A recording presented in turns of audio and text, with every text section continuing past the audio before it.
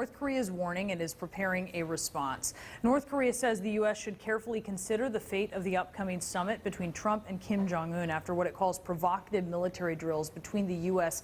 and South Korea. And we're also told that White House aides were completely caught off guard by this. I want to bring back Robin Wright, who was just at the DMZ last week. We also have Bruce Klingner. He's a former CIA Deputy Division Chief for Korea. Bruce, you have worked in the past on talks with North Korea. What did you make of this surprise today?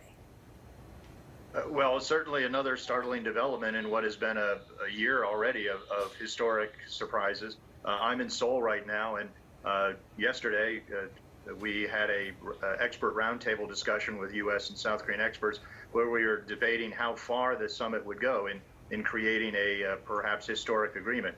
So waking up this morning to this is quite a shock.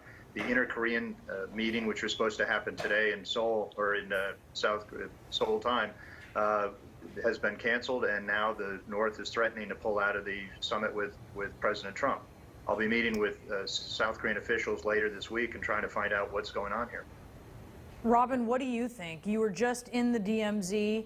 There have been so many expectations, extraordinary expectations for this extraordinary time where you had an expected discussion to go on between President Trump and Kim Jong-un in Singapore. I mean, the location has been set. What do you make of this in the turnaround since you were just in the DMZ last week?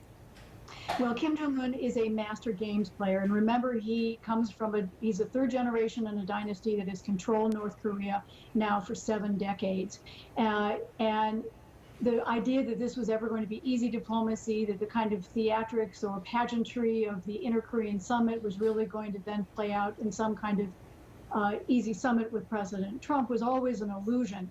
Remember, there's also another big deadline out there. Just over the weekend, North Korea announced that it was going to plant explosives in Mount Mantap, which is the site of its all 6 nuclear tests since 2006.